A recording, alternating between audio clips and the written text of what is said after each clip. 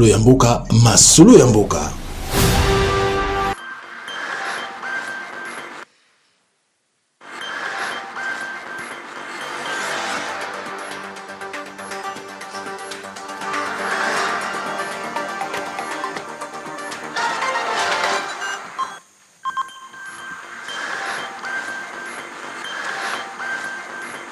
Mesdames et messieurs, bonsoir. Nous sommes très heureux de vous retrouver dans ces cadres de redevabilité. Je rappelle que nous étions ici ce matin ou cette nuit à 1h du matin avec à ma droite le ministre de la Santé, le docteur Roger Kamba, et à ma gauche le docteur Muyembe de l'Institut national de recherche biomédicale INRB, au terme d'une réunion de crise que nous avions eue avec le président de la République lui-même, qui tenait à suivre de près l'évolution de l'épidémie que nous connaissons principalement à Mongwalu et dans quelques autres zones de santé que le ministre de la Santé a pu détailler hier. Dans l'exercice d'aujourd'hui, nous voulons revenir évidemment sur notre stratégie des ripostes, la riposte qui est donnée, mais vous savez que la question elle est transversale parce qu'elle implique d'autres ministères au-delà du ministère de la Santé. C'est pour ça que dans la réunion d'hier, les vice-premiers ministres de la Défense, du Transport, de l'Intérieur, le ministre des Finances et moi-même qui vous parle étions associés pour évidemment regarder tous les tours du sujet. Ce qu'il faut savoir, c'est que la République démocratique du Congo n'a pas seulement d'expertise en matière de la gestion de ce type d'épidémie, mais là aussi de l'expérience, et c'est pourquoi le docteur Muyembe est associé spécialement à cet exercice. Vous savez qu'il est à la base de plusieurs solutions qui ont été trouvées dans ces cadres. Il aura l'occasion de revenir à ses propos.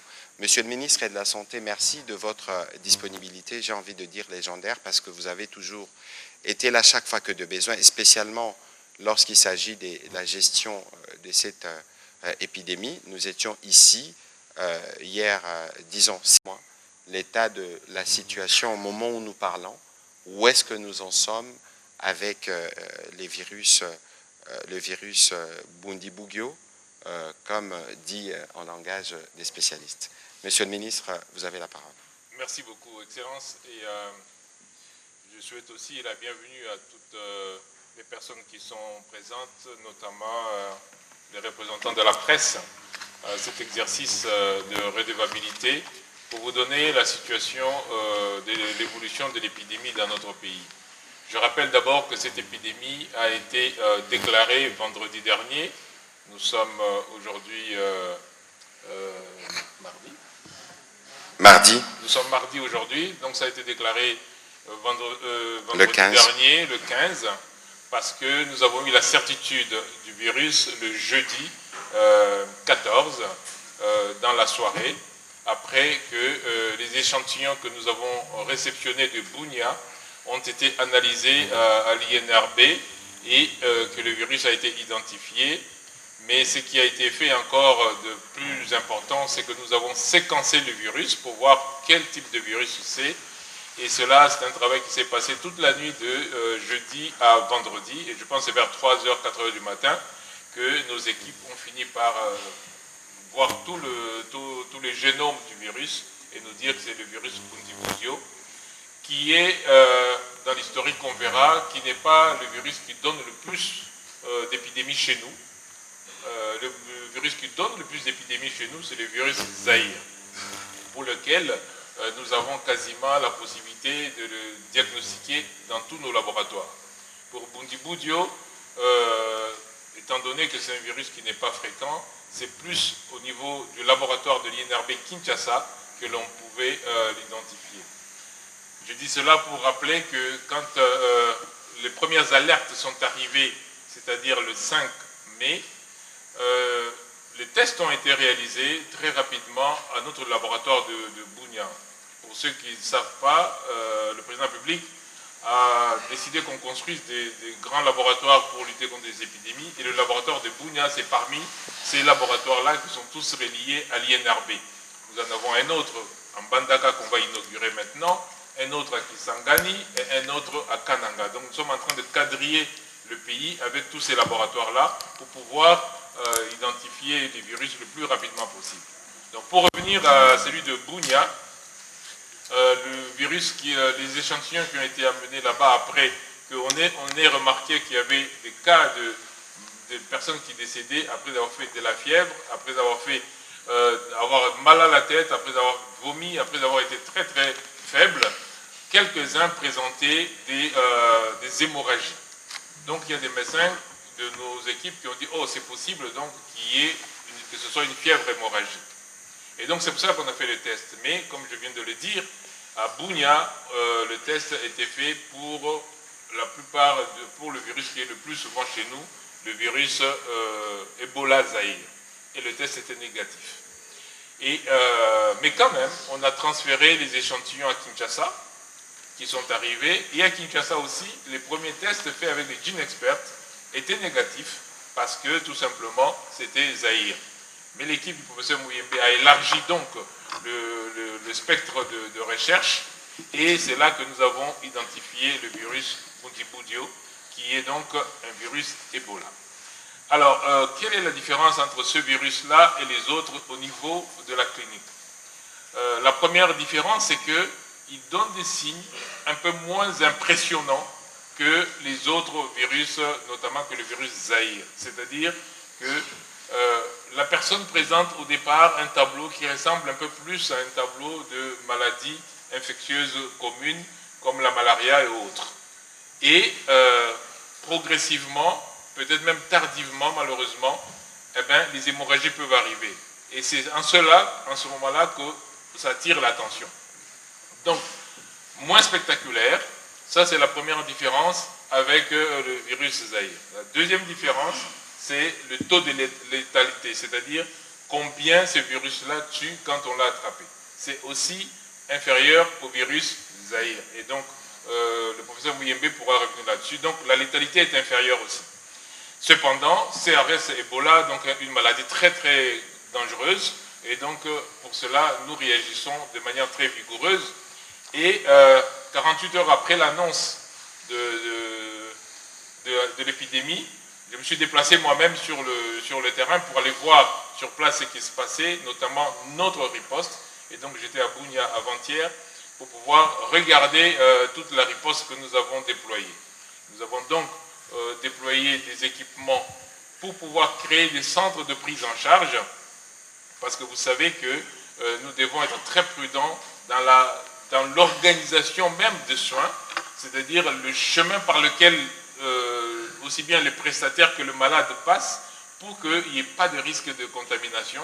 Et donc nous avons ramené ces équipements-là. Nous avons surtout ramené les équipements de protection, parce qu'on va revenir sur les mesures, mais c'est vraiment la protection pour éviter la contamination. Et pendant que nous sommes en train de parler maintenant même, là, il y a 14 tonnes d'équipements qui sont en train d'être déchargés sur le tarmac de l'aéroport de Bunia, dont de l'UNICEF. Donc nous avons réagi rapidement. Maintenant, pour vous donner la situation, où est-ce qu'on en est aujourd'hui, avec combien de malades, d'abord combien de zones de santé sont touchées. À Ituri, on verra la carte, vous allez voir, en Ituri, il y a 4 zones de santé qui sont touchées. Il y a la zone de santé de Mungwalu, il y a la zone de santé de Bunia, il y a la zone de santé de Rampara, et la dernière zone de santé qui s'était ajoutée, c'est la zone de santé de Nyakunde. Donc il y a 4 zones de santé qui sont touchées dans la province de l'Ituri.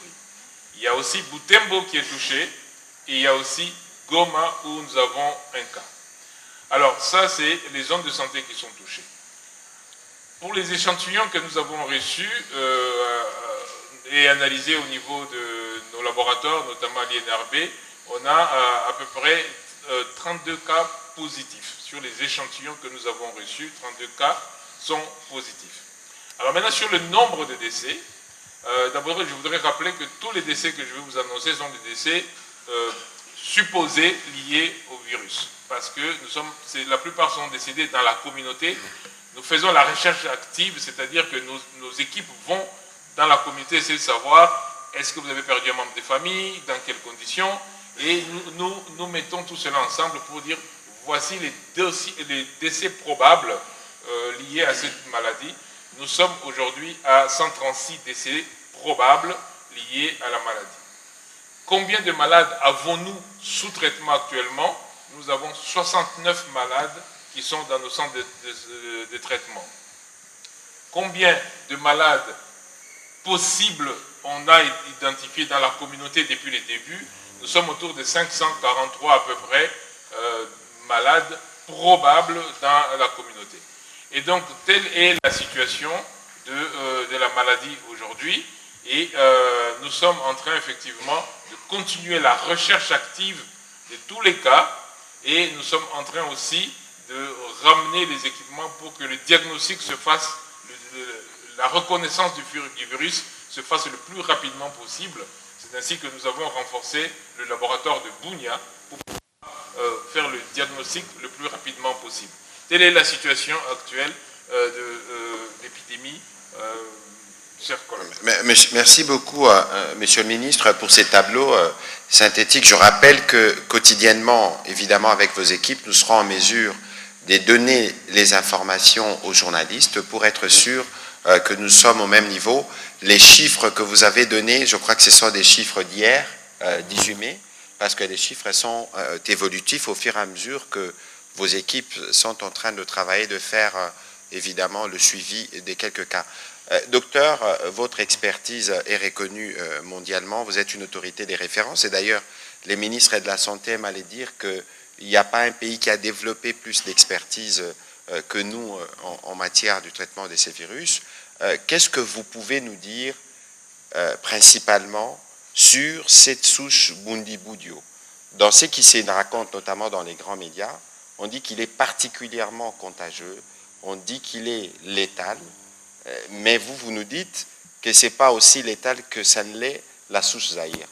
Est-ce que vous pouvez nous expliquer, nous qui ne sommes pas aussi doués que vous en la matière? Excellences, mesdames et messieurs. Écoutez, si vous me demandez qu'est-ce qu'un virus, je vous dirais simplement, un virus est un virus. Parce que même les prix Nobel de l'époque en France, on lui a posé cette question-là dans l'Assemblée. Il était surpris. Il a dit un virus, mais c'est un virus. Mais un virus, en fait, c'est simplement un acide nucléique, soit l'ARN, soit ADN, entouré d'une couche protéique. Voilà, c'est simplement ça. Donc, pour la maladie à virus Ebola, nous avons d'abord connu deux souches principales, parce qu'il y avait deux épidémies simultanées, l'une au Soudan et l'autre au Zaïre à l'époque, à Yambuku. Et donc, on a vu deux maladies qui sont causées par deux virus différents. Et le virus de Yambuku, on l'a appelé Ebola Zaïre, et celui du Soudan, on l'a appelé Ebola Soudan. Et Ebola Zaïre, c'est la souche la plus fréquente. On la trouve principalement dans les pays du bassin du fleuve Congo, c'est-à-dire la RDC, Congo-Brazzaville et le Gabon, et aussi les pays de l'Afrique de l'Ouest, principalement en Guinée, Sierra Leone et Libéria. Tandis que le Ebola Soudan, c'est surtout les pays du bassin du Nil. Donc on les trouve au Soudan, bien sûr, et également en Ouganda. Voilà, ça c'est donc les années 1976, c'est le début donc, de ces épidémies. Et puis après, nous avons eu un grand silence jusqu'en 1995, lorsque nous avons eu la grosse épidémie urbaine de Kikwit. Alors, depuis donc 1995, les épidémies sont de plus en plus fréquentes, causées par ce virus-là, le virus Ebola Zaïre. Notamment donc au centre du pays, à Moueka, à Kampungu. Également, après, nous avons, on remonte encore au nord, c'est dans la région de l'Équateur, et là, c'est toujours d'autres épidémies, mais c'est à Mbandaka, à Bikoro et également à Bouendé, surtout dans l'aire de santé de Djera. Et une date qui nous intéresse beaucoup, c'est 2012. 2012, nous avons connu une épidémie assez importante à Isiro. Et cette épidémie était provoquée par un autre virus, mais cette fois qui est venu d'ailleurs, qui est venu de l'Ouganda, parce que ce virus était isolé en 2007 dans les districts de Bundibugyo. C'est comme ça qu'on a donné à ce virus-là le nom du virus Bundibugyo. Et à cette époque, nous étions tous surpris aussi parce que les diagnostics avaient un peu traîné. Nous étions habitués à voir simplement la souche de Ebola Zaïre. Et grâce aux méthodes de diagnostic développées par les CDC à Atlanta aux États-Unis, on a vu donc détecter ce virus, ce nouveau virus de Bundibugyo. Alors, quelle est la différence entre, au moins sur le plan sur les pouvoirs pathogènes, entre Ebola Zaïre et Ebola Bundibugyo? Et comme a dit notre ministre de la Santé, Ebola Zaïre donne une maladie grave, avec au moins 50% de signes hémorragiques. Et la mortalité est au-delà de 80%. Voilà. Tandis que Bundibugyo, que nous avions vu à Isiro, les symptômes étaient plutôt bénins et la mortalité approchait les 40%. Donc, c'est un virus qui est moins pathogène que le virus Ebola à Zaïre. Et nos recherches ont surtout porté sur Ebola Zaïre parce que c'était donc la souche la plus fréquente. C'est ainsi que nous avons développé un anticorps monoclonal pour traiter les malades. Et notre produit Ebanga a été approuvé par la fameuse administration FDA, n'est-ce pas, des États-Unis. Et également, nous avons prouvé l'efficacité du vaccin RVSV Zebov JP de Merck, qui utilisé en ceinture, donc autour des cas prouvés. Donc on vaccine les contacts de contact. Vous pouvez également prévenir les maladies à virus à Ebola. Mais malheureusement pour la souche Bundibugyo, on n'a pas fait beaucoup d'études, surtout dans notre pays, et nous n'avons pas encore de vaccin, nous n'avons pas encore, n'est-ce pas, de traitement curatif. Mais je pense dans les jours à venir, on va certainement mettre en place des candidats vaccins ou des candidats molécules thérapeutiques que nous pouvons essayer et peut-être nous trouverons une solution donc, pour traiter les malades Ebola, Bundibugyo. De toute façon, nous devons savoir que sur les 17 épidémies que nous avons connues en RDC, c'est pour cela que nous disons que nous possédons, n'est-ce pas, l'expertise nécessaire pour gérer toutes ces épidémies. Nous avons eu donc 17 épidémies de maladies à virus Ebola. Et donc de ces 17 épidémies, 15 ont été contenues sans recours à des mesures, à des contre-mesures médicales. Donc on n'a pas utilisé les vaccins, on n'a pas utilisé, n'est-ce pas, les médicaments. C'est simplement des mesures de santé publique, des simples mesures de santé publique. C'est-à-dire quoi? C'est-à-dire, le but c'est de rompre, n'est-ce pas, la transmission, la chaîne de transmission, n'est-ce pas, du virus, en isolant les malades. Donc vous détectez vite les malades et vous les isolez, en protégeant le personnel médical, pour leur donner, n'est-ce pas, les vêtements de protection, surtout les gants et les désinfectants. Et puis également en veillant à ce que les enterrements se fassent de façon sécurisée. Bon. Donc si vous utilisez ces méthodes-là, vous allez rompre la chaîne de transmission et bien sûr, les malades qui présentent des symptômes de fièvre, de maux de tête, etc., vous utilisez donc des traitements palliatifs. Voilà. Merci beaucoup, docteur, pour ces éléments. Monsieur le ministre, je m'y retourne de votre côté. Entre-temps, je vais demander qu'on nous présente les tableaux, disons, la carte de la RDC pour situer les endroits dont vous avez parlé tout à l'heure pour l'épidémie. Le docteur a dit quelque chose de très important que vous aviez dit hier. Donc, on a fait face à 15 épidémies alors qu'il n'y avait ni traitement ni vaccin. Et lorsque nous suivons ce qui s'est dit, notamment dans les médias, c'est un élément d'inquiétude lorsqu'on dit qu'il n'y a pas de vaccin, il n'y a pas de traitement, monsieur le ministre.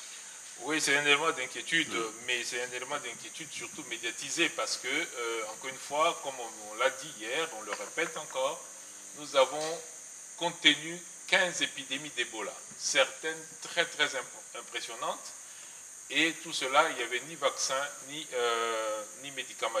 Je me rappelle l'épidémie de 2018-2020, quand nous sommes arrivés en 2019, nous étions encore avec le professeur Mouyembe pour gérer cette épidémie-là. Et à ce moment-là, c'était Zaïre.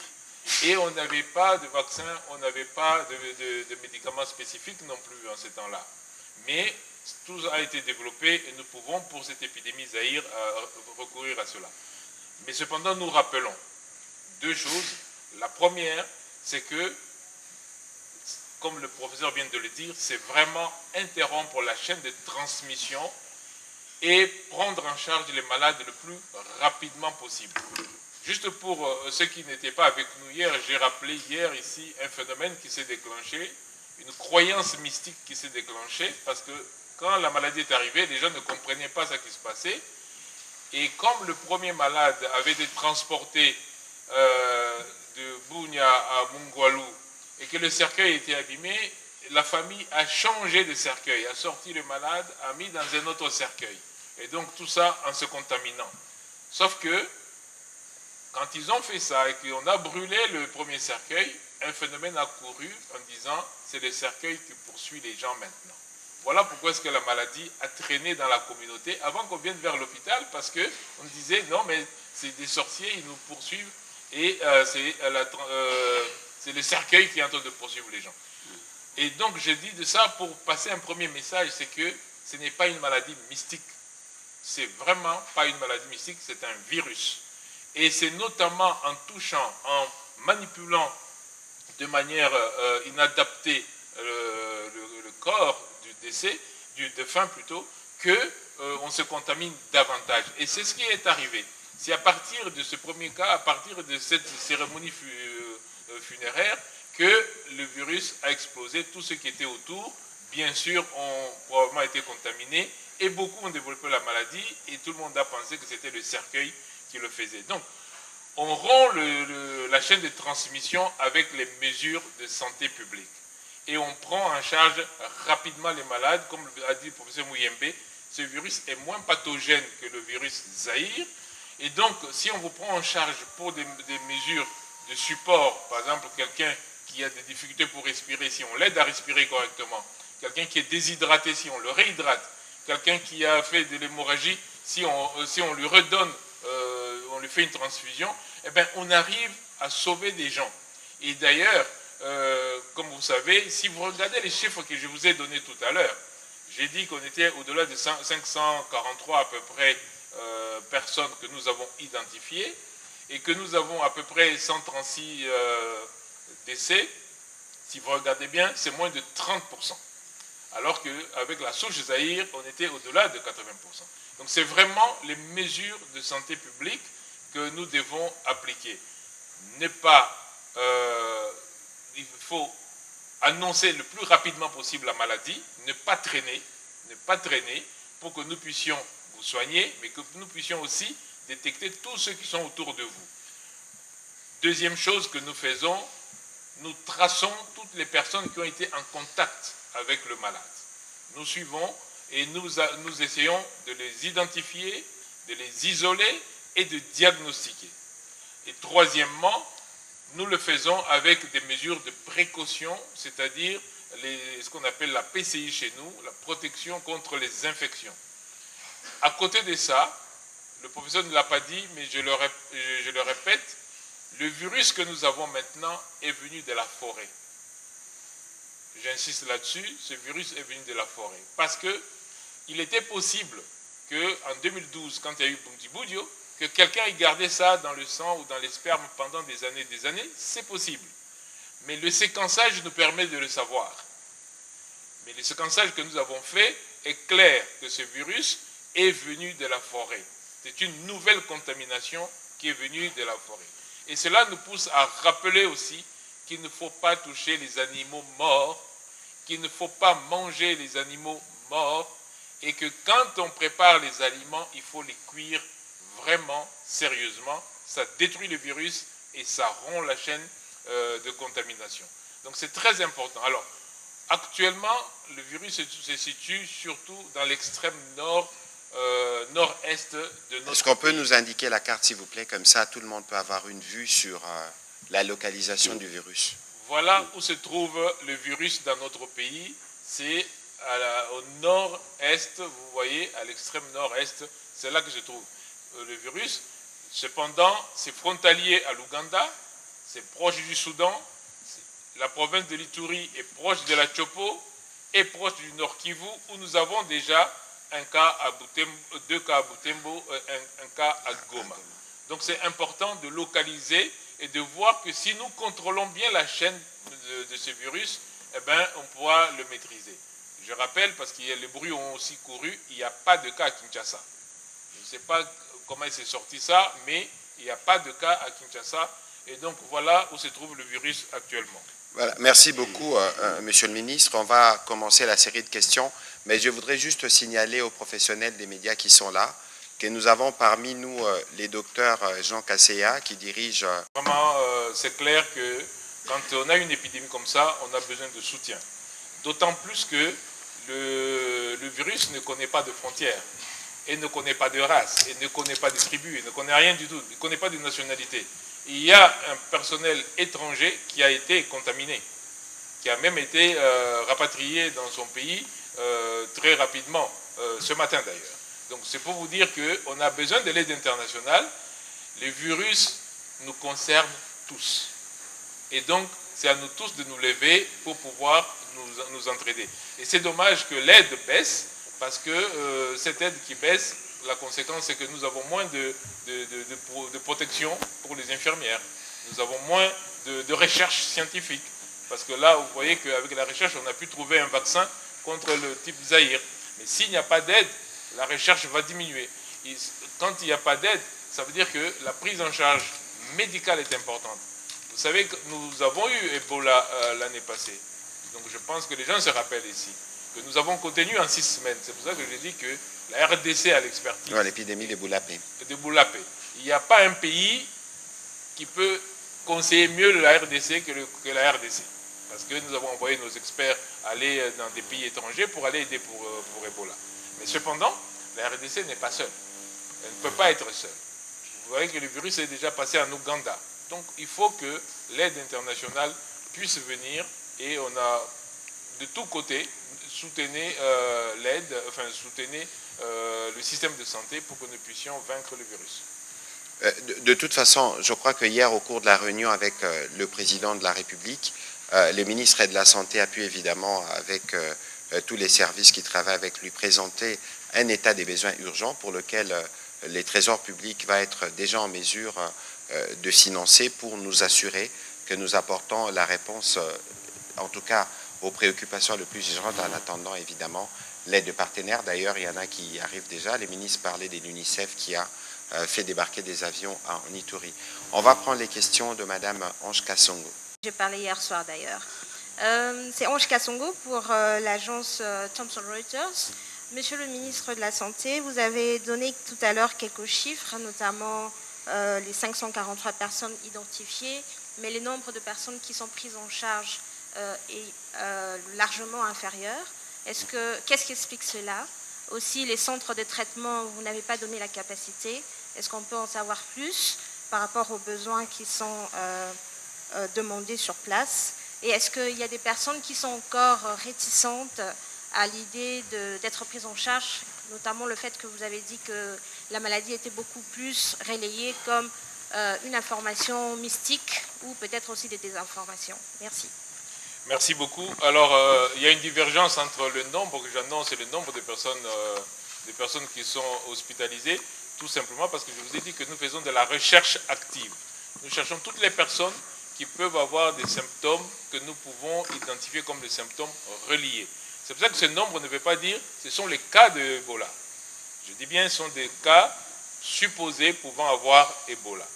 J'ai dit la même chose pour les décès.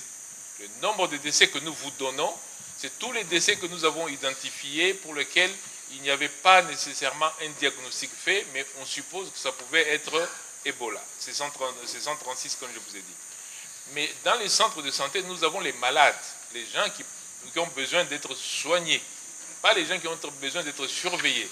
Les 543 à peu près sont les gens que nous surveillons, mais les 69 sont les gens qui sont malades, qui sont dans les structures de soins. Maintenant, par rapport aux réticences, oui, c'est pour ça que j'insiste là-dessus, pour montrer que c'est important qu'on ne garde pas les malades dans la communauté. Quand nous avons géré Ebola 2018-2020, une des difficultés que nous avons eues à l'époque, c'est que les malades restaient beaucoup dans la communauté, et d'ailleurs, même les prestataires de soins, certains médecins, ou surtout les praticiens, gardaient le malade parce que les malades payaient. Et quand finalement ça devenait très dangereux, ils nous ramenaient. Et c'était trop tard, ils ont déjà contaminé les gens.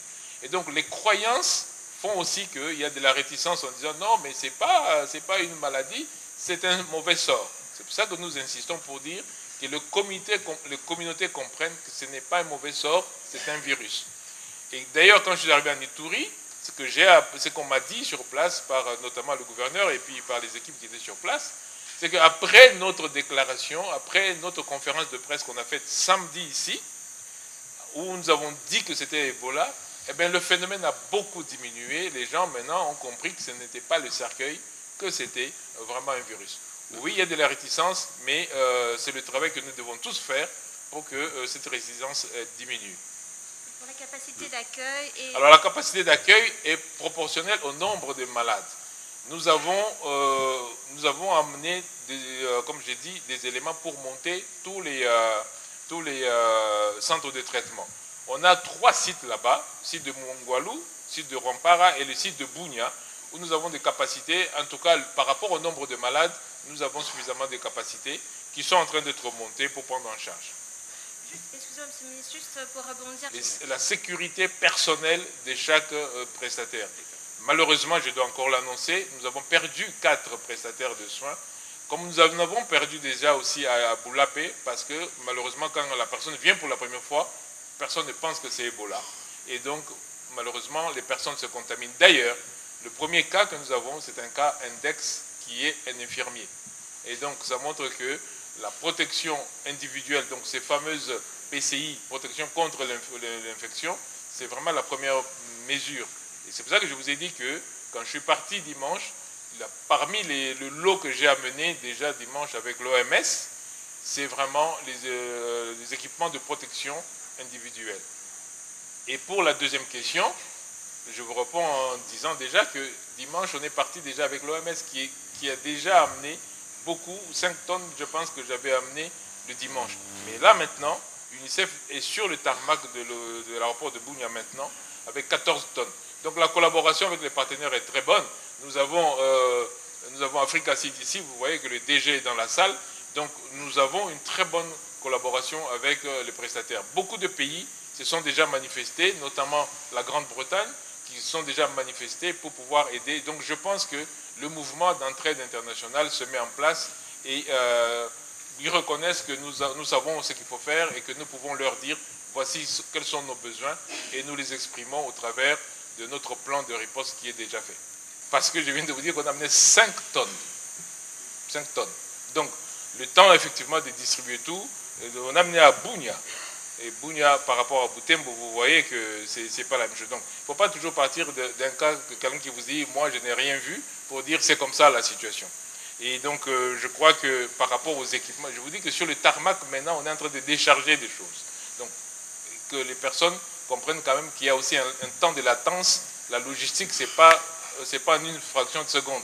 Le temps que ce soit déployé, que les avions décollent, que ça arrive sur le tarmac, qu'on débouche. Donc, ça prend quand même un petit peu de temps. Mais soyez certains que nous disposons pour la riposte de tout ce dont les prestataires de soins auront besoin. Maintenant, pour la première question, je ne comprends même pas. C'est comme si vous me dites dans la famille, pourquoi il y a 2 enfants dans la famille. Mais chacun a un rôle très précis.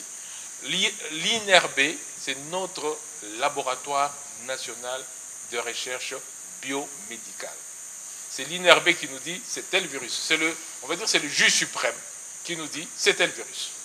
L'INSP, c'est l'Institut national de santé publique, la surveillance. Donc c'est comme pour me dire pourquoi vous avez 2 bras à gauche et droite, lequel vous privilégiez? Chacun a son rôle. On ne privilégie ni l'un ni l'autre, chacun a son rôle. Docteur, je vous ai vu sourire, vous avez envie de faire un petit commentaire?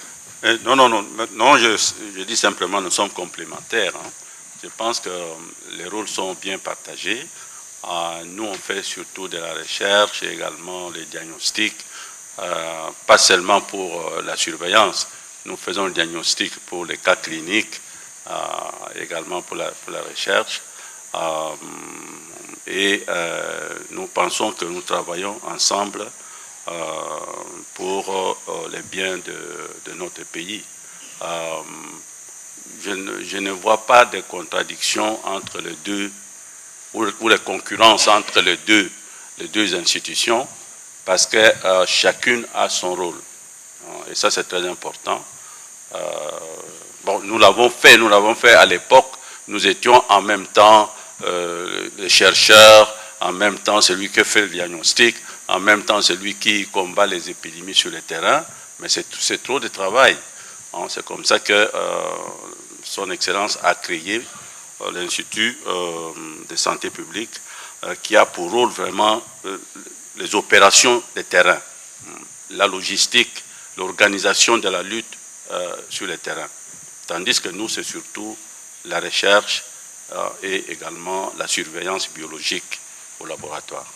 Voilà. Mais je pense quand même que cette question vient du fait qu'on se dit, est-ce qu'on soutient de la même manière? C'est vrai que dans notre pays, la recherche n'a pas été souvent bien soutenue, et c'est une question très importante parce que grâce à la recherche, nous avons pu identifier, avoir un traitement. Donc vous connaissez la molécule Ebanga qui est efficace dans le traitement d'Ebola Zaïre. C'est grâce à la recherche du professeur Mouyembe. Grâce à la recherche, on a les vaccins. Et donc je pense effectivement que votre question vaut la peine pour dire que nous devons faire davantage pour investir dans notre recherche. Bon, je pense que notre force, c'est vraiment d'avoir séquencé les génomes complets du virus Bundibugyo en moins de 24 heures. Alors, ce que nous avons trouvé, c'est que le virus de Bunia, c'est un variant de Bundibugyo qui est distinct du variant de 2007 et de 2012. Voilà. Donc, ce qui veut dire que c'est une entrée ou une sortie d'une infection zoonotique. Donc, à partir d'un animal, on a été infecté. Je ne sais pas si je me fais comprendre, mais je n'ai pas dit que c'est un nouveau virus. Nous disons simplement que c'est un variant du virus Bundibugyo, qui est distinct du variant de 2007 trouvé en Ouganda et du variant 2012 qui a causé l'épidémie à Isiro. Donc quand vous voyez donc l'arbre phylogénétique, ce virus se trouve au milieu de ces les deux premiers variants. C'est ça. Mais écoutez, nous tous ne sommes pas des microbiologistes. Il faut donc, pour un débat 6 qui requiert l'avis des spécialistes, que nous tous on s'abstienne de tirer des conclusions sur des matières qu'on n'a peut-être pas bien compris. Monsieur le ministre, peut-être qu'en complément à ce que le docteur disait tout à l'heure, il faut nous aider, nous les amateurs, à comprendre. Zaïre, Soudan, Bundibugyo, tous c'est Ebola. Alors, D'abord, le virus actuel, c'est Bundibugyo. Comme ça, c'est beaucoup plus simple pour tout le monde. Maintenant, nous, à notre niveau, on va vous dire, quand on regarde, eh bien, génétiquement parlant, c'est au niveau des gènes. À la limite, vous n'en avez pas besoin de ça. Mais c'est important pour nous. Pourquoi? Parce que si, par exemple, on sait que le virus que nous identifions, c'est celui qui traîne dans le corps de quelqu'un depuis 2012, en ce moment-là, c'est différent pour nous que de savoir que c'est un virus qui est venu de la forêt encore. C'est pour ça que je l'ai dit dès le début. J'ai dit, grâce au génome que nous avons... Du monde animal. Peut-être c'est la forêt, peut-être c'est la savane. Hein? C'est peut-être la savane. Pas, oui. Donc plutôt du monde animal. Du monde animal. Donc on sait ça. Donc nous, ça nous intéresse ça. Mais pour vous, sachez que c'est Bundibugyo, il y en a 3. Il y a Soudan, Zaïre, Bundibugyo. C'est comme vous avez 3 enfants de la même famille. Bon, ils n'ont pas tous la même taille, ils n'ont pas tous le même teint, mais on sait que ce sont les mêmes personnes. Et donc c'est vraiment ça. Oui, c'est tous Ebola. C'est Ebola. Donc ça donne une fièvre hémorragique. Voilà, c'est Ebola. Docteur, on va revenir sur vos questions, mais une parenthèse, docteur Muyembe, vous avez parlé du monde animal. Nous avons suivi notamment sur un média international un médecin dire que si on a cette répétitivité des virus en RDC, c'est parce qu'on s'est nourri notamment des chauves-souris. Alors, qu'est-ce que vous pouvez nous dire sur la surveillance, je ne peux pas dire récurrente de ces virus, mais tout au moins sur la surveillance de ces virus, souvent en République démocratique du Congo? Bon, voilà, il y a beaucoup de facteurs. Beaucoup de facteurs. D'abord, si nous voyons la première épidémie, c'est en 1996. Et puis, on a passé 20 ans ou 19 ans pour avoir l'épidémie de Kikwit, 1995. Entre Yamboukou et Kikwit, c'est à peu près 1000 km. Ce qui veut dire que ce n'est pas un virus qui est venu de Yamboukou pour venir infecter des personnes à Kikwit.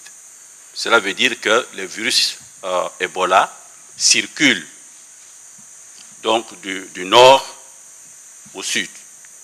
Et puis en 2007, c'est Mweka. 2007, 2008, 2009, c'est Mweka et Kampungu. Et donc, le virus circule également au centre du pays. Et puis maintenant, nous allons à l'est. On a vu donc toutes les épidémies qui viennent. Ce qui veut dire que le virus circule vraiment partout dans notre pays, sauf peut-être le Grand Katanga. Jusqu'à présent, on n'a pas d'épidémie de ce côté-là. Alors, d'où vient, pourquoi, oui, et puis à partir de l'épidémie de Kikwit, les épidémies sont de plus en plus fréquentes. De plus en plus fréquentes, presque chaque année ou tous les 2 ans. Et cela est dû à quoi? Bon, il y en a qui ont dit, bon voilà, c'est parce que notre système de surveillance s'est amélioré, donc on détecte vite une épidémie. Peut-être c'est vrai, mais je pense que cette fréquence est due au fait des relations entre les personnes et leur environnement. Donc, les Congolais fréquentent de plus en plus, n'est-ce pas, la profondeur des forêts et entrent en contact avec les réservoirs du virus ou avec le virus lui-même et ils sont infectés. Un autre facteur, c'est la viande de brousse.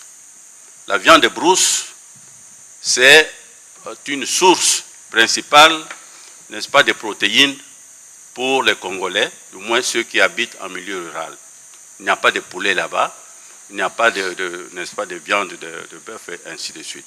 Donc, on se contente de fruits de la chasse. Voilà.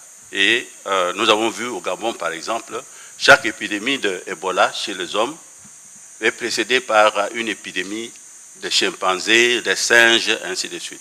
Et les chasseurs qui vont donc ramasser les singes morts, trouvés morts en forêt, se font contaminer et puis viennent à l'hôpital et puis contaminent les infirmiers, les médecins. C'est le début, n'est-ce pas, de l'épidémie. En plus de ça, je crois qu'il y a le changement climatique. Le changement climatique doit jouer un rôle important dans la fréquence.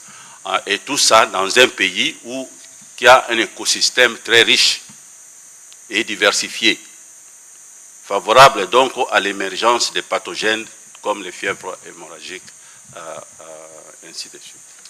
Voilà, Monsieur le ministre, on va revenir sur les questions qui vous ont été posées. Oui, mais merci beaucoup. Alors, la première question, c'est toujours sur l'INRB. Je répète, et je l'ai dit, que nous n'avons pas soutenu en tant que pays suffisamment la recherche dans notre pays, et c'est un effort qu'on doit continuer à faire. C'est pas, je ne pense pas qu'il y a de la mauvaise foi quelque part, mais c'est le fait que la recherche, de manière générale, n'a pas été beaucoup soutenue. Mais malgré ça, l'INRB a produit beaucoup de résultats, notamment des doctorants, beaucoup de chercheurs, beaucoup de professeurs sont sortis de l'INRB. Et ça, c'est sûr, quand vous regardez sur le long temps, vous voyez que la production était très possible. Beaucoup avec le soutien des partenaires, que ce soit le Japon, que ce soit la France. Mais c'est vrai que l'investissement que nous devons faire en tant que pays dans la recherche doit continuer. Maintenant, par rapport à Goma avec la frontière fermée, oui, la frontière elle est fermée, mais d'abord, j'en profite pour dire que le Rwanda n'avait pas le droit de fermer une frontière. Parce que le règlement sanitaire international dit qu'il ne faut pas fermer des frontières en cas d'épidémie. C'est le règlement sanitaire international. On doit laisser circuler les personnes et les biens, mais on doit mettre les mesures de santé publique. C'est le règlement sanitaire international. C'est la même question pour les Américains. Eux, les Américains, ils décident ce qu'ils veulent pour chez eux. Mais moi, je vous dis, c'est que le règlement sanitaire international, ce n'est pas parce que la situation est beaucoup plus grave, c'est parce qu'eux, ils évaluent le risque pour eux avec leur propre modèle. Mais le règlement sanitaire international ne nous dit pas qu'il faut fermer la frontière quand il y a une épidémie. Non, il est évident que sur ces cas, s'il faut y revenir, d'abord sur le cas des Américains, je pense que c'est une mesure qui a été prise à Washington au regard justement des éléments sûrement d'informations qu'ils ont eu par rapport à l'épidémie, mais n'oubliez pas que ce soit au niveau du ministère de la Santé ou de l'INRB, nous sommes justement en discussion avec les gouvernements américains parce qu'il est évident que parfois, lorsqu'on parle de la République démocratique du Congo, il faut savoir que le virus est localisé et qu'il y a un travail en cours. Nous vivons peut-être dans un monde où il y a eu coronavirus, Covid, il y a eu hantavirus dont on parle, et d'ailleurs quelqu'un me disait, hantavirus dont on parle à ces jours, on n'aurait déploré que 4 morts, c'est un médecin qui me le disait. Et donc, vous voyez qu'il y a des précautions qui sont prises. Mais nous allons nous assurer, dans les cas de la relation et des discussions que nous avons avec les autorités américaines, que toutes les informations soient données en termes justement d'assurance, que les populations ne sont pas contaminées. Et c'est pour ça que d'ailleurs, dans la communication, il y a un travail important qui va se faire. Première chose. Deuxième chose, je crois que c'est le docteur Muyembe qui me disait hier, c'est que le ministre a dit, c'est que le Rwanda ne peut pas, en aucun cas, fermer la frontière. C'est un nouveau signe d'ailleurs, qui montre qu'en réalité, les Rwandais doivent quitter rapidement d'ailleurs notre sol, parce qu'aujourd'hui, il est évident que s'il faut faire le traçage ou le suivi des cas là-bas dans les Nord Kivu, à Goma, vous avez l'agresseur, l'occupant qui ferme sa frontière. Pensez-vous que c'est lui qui ferme sa frontière peut se mobiliser particulièrement pour venir donner l'appui qu'il faut au système de santé en ces temps d'épidémie? Je crois qu'avec les partenaires avec lesquels nous travaillons, cette fermeture de frontières est un geste de mauvaise foi qui prouve à suffisance que la vie des Congolais ne vaut pas. Et donc nous pensons que s'il faut qu'on donne une riposte efficace au regard de cette épidémie pour les cas qui à Goma, il faut que le Rwandais quitte notre territoire et leur supplétif d'ailleurs, comme ça nous serons plus à l'aise, plus à même. Le ministre de la Santé, pourquoi pas lui-même, et les docteurs Muyembe pourront aller sur place pour s'assurer de la qualité de la riposte que nous donnons, parce qu'il faut rappeler ici que pour le président de la République, toutes les populations qui sont affectées par ces virus doivent bénéficier de l'encadrement qu'il faut en termes de soutien du gouvernement. Et même pour ceux qui sont dans les territoires sous occupation, nous y travaillons. Peut-être, docteur, vous aviez peut-être voulu revenir sur la question de la chauve-souris avant qu'on prenne la prochaine question. Oui, je pense que ma réponse n'était pas complète. Hein? Vous avez parlé de chauve-souris.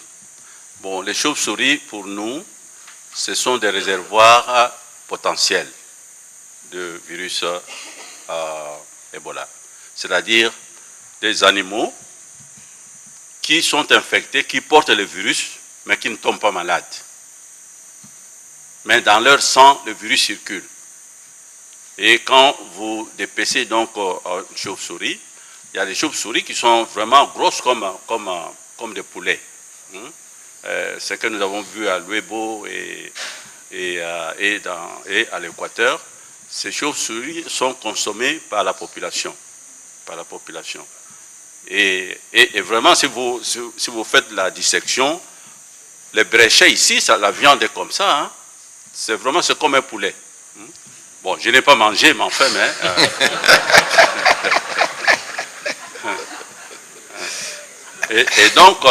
donc la manipulation de la viande de chauve-souris infectée peut donc être à l'origine d'une épidémie de fièvre hémorragique Ebola. Mais malheureusement, jusqu'à présent, ou heureusement, jusqu'à présent, nous n'avons pas encore isolé le virus Ebola chez les chauves-souris. Tandis que le virus de Marburg, qui est un virus cousin d'Ebola, a été déjà isolé chez les chauves-souris qui vivent dans les grottes, dans les grottes, ou bien dans les mines d'or, par exemple, à Ouatsa, à Gouroumbwa, les mines de Gouroumbwa. Le plafond, c'est rempli de chauves-souris.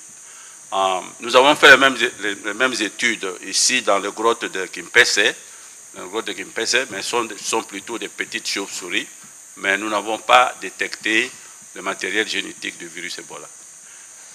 Voilà. Mais allez-y, monsieur le ministre. Pour compléter sur le Rwanda, ils avaient eu une épidémie au virus Marburg, qui est un des virus les plus dangereux. Nous n'avions pas fermé notre frontière. Donc c'est très important que pour des questions d'épidémie de santé publique, que même les tortionnaires se rendent compte qu'il y a des choses qu'on ne fait pas. Voilà. Merci beaucoup pour cette précision. Alors, on va prendre la dernière. C'est une question vague. Qu'est-ce qui est vrai? Qu'est-ce qui est faux? C'est peut-être pas au ministre de démêler, mais bon, on pourra justement y revenir. Docteur, la relève. Oui, je pense que, bon, je suis heureux parce que j'ai battu, n'est-ce pas, le record de longévité au ministère de la Santé.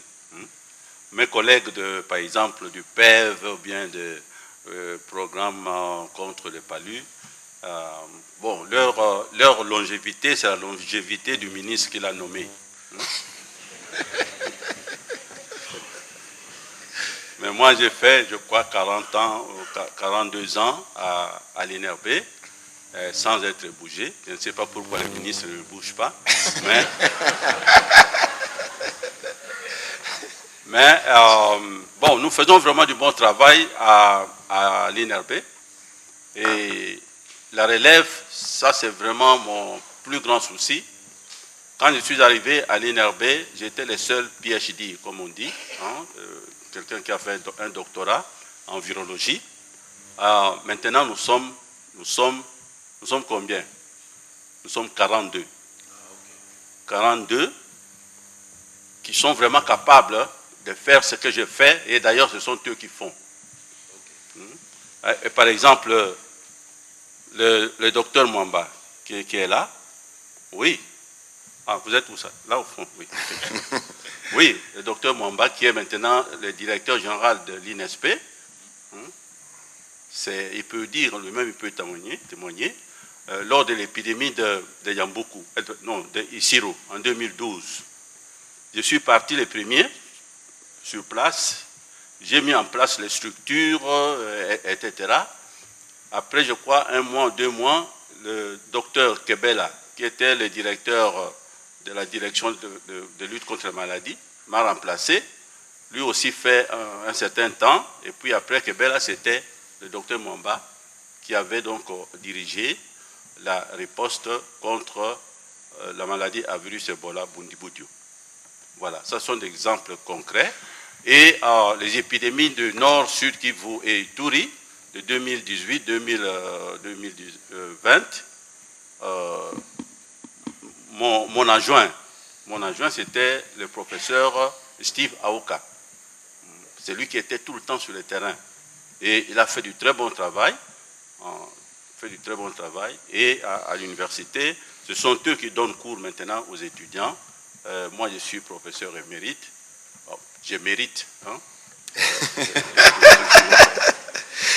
Voilà, donc là, vraiment, ça va très bien. Et l'autre question, c'était quoi? C'était la question pour le ministre. Vous dites à une famille qui a Ah oui, qu'est-ce que... une autre famille qui peut-être ne croit pas forcément à nos autorités officielles, même si elles nous disent des vérités, mais il y en a d'autres qui ne croient pas. Mais vous, en tant qu'expert en la matière, vous dites quoi à cette famille qui a peur, qui développe... Non, ce que nous faisons vraiment pendant la riposte, c'est bâtir d'abord la confiance dans la communauté. Oui. Il faut que vraiment... Et nous, ce qu'on avait fait, parce que quand nous avions surtout utilisé les prestataires qui venaient de Kinshasa, parlaient lingala et étaient fiers d'eux-mêmes, bon, ça a créé vraiment un climat de méfiance dans la population. Et nous avons commencé à engager les autochtones qui parlent la langue, le swahili et la langue locale. Ainsi, la population se retrouve, il va dire oui, ce sont nos enfants, et donc ce qu'on dit là, c'est vrai. Tu vois? Donc, c'est question vraiment de comprendre d'abord la psychologie de la population et à utiliser des stratégies qui augmentent la confiance de la population dans les équipes de la riposte. Tout à fait. Merci, nous aurons le temps de revenir dessus, de rappeler encore, justement, avec le ministre de la Santé, les mesures préventives qu'il faut prendre. Allez-y, M. Touvert, une question, et puis ce sera Mme Solène Caron qui sera suivie de Thomas Ribot. Mouyaya, aujourd'hui. Merci beaucoup, docteur, pour vos mots et pour votre participation à cet exercice. Monsieur le ministre, on va terminer. D'abord, merci d'avoir évidemment facilité, de vous être assuré que le docteur Muyembe participe spécialement à ces briefings. C'était important parce que c'est aussi l'autorité scientifique qui vous accompagne dans le cadre de cette stratégie. Vous avez déjà presque tout dit, mais est-ce qu'il y a encore une recommandation particulière à passer ce soir? Oui, juste dire à notre population que pas de panique. Vous avez une grosse équipe qui a une grosse expérience et vous avez toutes les expertises possibles qu'on peut mettre autour de la table. Et donc, ça prendra et nous allons vaincre cette 17e épidémie.